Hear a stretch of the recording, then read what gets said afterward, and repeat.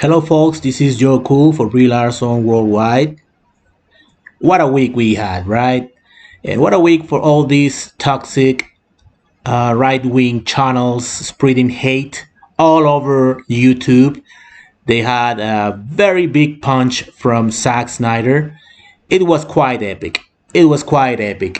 I was trying to give like a personal view on what happened, but to be honest, there are people that did a much better job than the one that I could do, and there has been so many information, so many things happening regarding Brie Larson that I didn't have that much time to prepare something about the Geek and Gamers stuff. We had Brie given a statement about what happened in Georgia. She takes these racial things very seriously. You can see that she was very upset for what happened, and I think that was the reason why she didn't publish her video with the Dolan brothers trying to longboard, which is a very happy, very funny video.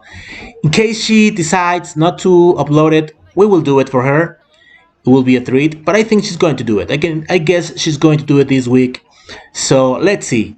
But in the meantime, I will let's discuss this Zack Snyder affair with these two big channels. I recommend you to follow them. They're great. Please let me know in your comments, what do you think? I know I cover serious topics on this channel, and this kind of is one, but it's also pretty hilarious. You guys will have been waiting for this one. It's about Zack Snyder directly calling out Geeks and Gamers for basically spreading hate online. So keep that in mind for later, because it only makes the whole thing way more funny.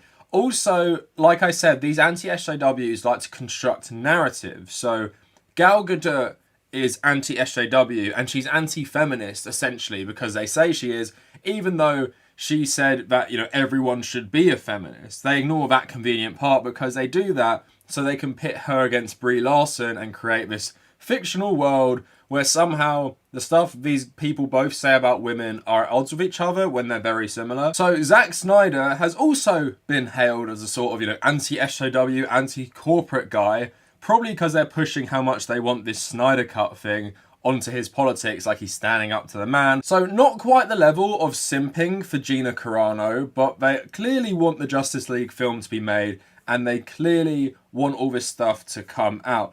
Now, before we go any further, let's make clear what Geeks and Gamers is. So Jeremy is the head of Geeks and Gamers. He essentially started this channel, but it has multiple people in it. So you saw in those videos, Ryan Kinnell hosted an episode of Geeks and Gamers. Geeks and Gamers also has a politics channel called D-Day Cobra, and this guy's politics are far right. Most of these people who are involved in Geeks and Gamers are Trump supporters. Most of the stuff they talk about politically, if it wasn't obvious from that, you know, anti-feminism, anti-diversity stuff they put on their channel, then it's obvious from D-Day Cobra, Jeremy's own channel. So to show why Zack Snyder might have wanted to emphasize he's not involved with these people, here's a quick little montage of Jeremy's response to a black bisexual Batwoman being cast, and also when these guys led the charge against Christina Ariel, who was the host of the High Republic show on YouTube, I think it's called. We are with a woke character getting even woker. That's the answer. Yeah, our ratings plunged. Nobody liked this show. People made fun of it. So what do? We make it even woker. Because the white liberals, the powerful white liberals, are here to tell you what you need, and they're here to use people's race and their gender and their sexual preferences to push a narrative. So any criticism of this decision or this character of this show will be simply labeled an ist or an ism and angry men in their basement, yada yada yada. Today we are talking more about the High Republic, because the High Republic continues to prove me right when I said it was SJW garbage. Almost every person attached to the High Republic seems to have a problem with white people. The official Star Wars account has now admitted to exactly what we've been accusing this company of for years, that they support racism as long as it's against white people. They have taken 40 years worth of fans and stories and transformed it into a social justice propaganda machine. So you can see there, if Zack Snyder was made aware of any of this, probably not a good look to have his Snyder cut. Alright, there is a variety of YouTubers online, mostly on the right wing, that produce just the most garbage, lazy, useless content you can possibly imagine. Now, one good example is the Quartering, who's literally admitted that he doesn't give a about what he talks about and he's just doing it for money. He's admitted it in videos, basically. Remember when he used to, like, the Quartering used to start a lot of his segments by, like, let's say Brie Larson did a thing and he was going to make his 50th video on Brie Larson. He would start the segment or his video by looking up how expensive it is to get a thing that he wants to get because he knows he's going to make a lot of money off of the video. And so he's just like sort of owning it, which, you know, is respectable. Believe it or not, the Quartering's first name is Jeremy, and there's another person named Jeremy who makes very similar content to the Quartering, but somehow even worse and more despicable, surprisingly. I know, it's wild, right? I introduced all of you today Geeks and Gamers, probably one of the most notorious people in the fandom menace, which I'll explain momentarily in more detail. He basically just makes really shitty clickbait reactionary videos. A lot of it, especially lately, has been about how Star Wars has been destroyed by social justice warrior Disney. You may also know of Geeks and Gamers for his, I kid you not, hundreds. I'm not joking. We've counted them on stream before. Hundreds of videos on Brie Larson. So, Geeks and Gamers is most well known for being part of a community in the Star Wars area called the Fandom Menace.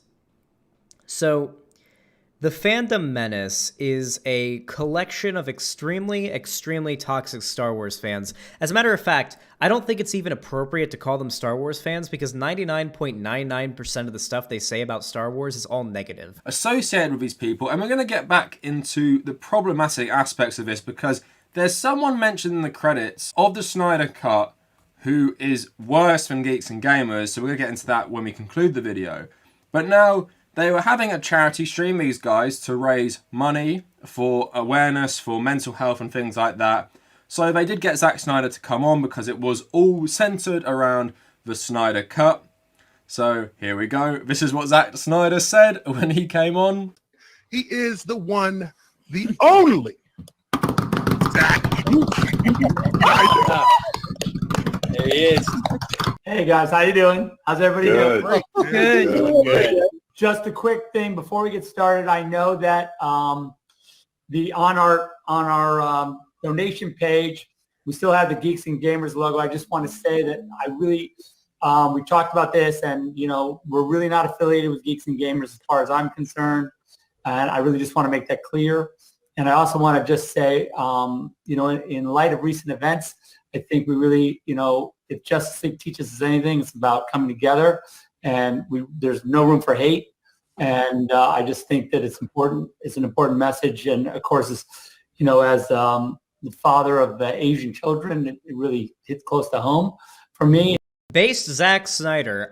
Now, as you can imagine, when you're like a hardcore nerdy dude who's been like watering at the mouth for the Snyder Cut for a very long time, to have Zack Snyder himself, who's been lauded as like a directing genius by a lot of like the nerdy DC community for a while, call you out directly for being a hateful piece of shit, that burns, and that burns to the core. So this, I believe, comes from the Cope stream that Geeks and Gamers attended with all of his, you know, Cope bros. And yeah, let's go ahead and take a look at this 20-second clip. Team YouTube actually responded to it and said, jumping in, we pass this along to our review team. Also, please flag this video and any others that may violate our guidelines so we can look into them. They really appreciate it. So it seems like what happened here is that they, in their Cope stream that they did, they broke YouTube's TOS. I haven't seen this clip before. I actually haven't watched it. It may be completely fine. I don't know. Let's watch together. This is from the Cope stream that Geeks and Gamers and all of his boys did, including Young Rippa59, who I've blown the fuck out in many a video before. Let's go ahead and check out the Cope stream. Stop you from killing Chinese people. And to me, no, he'll never stop me from killing Chinese people, ever. I don't care how many movies he makes. We haven't killed enough.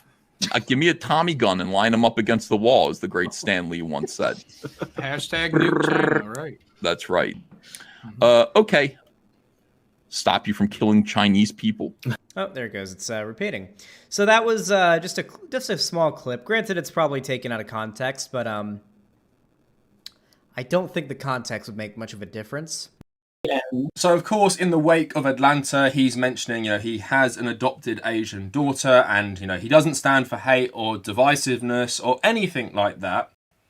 And notice that Ryan Kinnell just slowly fuming in the top right. And Zack Snyder loves his fans, which is one of the things that makes him so much different than the typical people in the Hollywood elite. We're really not affiliated with Geeks and Gamers as far as I'm concerned, and there's no room for hate. And Zack Snyder loves his fans. Now, again, that is just so hilarious when you think about the context of the video I've made, showing how these guys really wanted the Snyder Cut.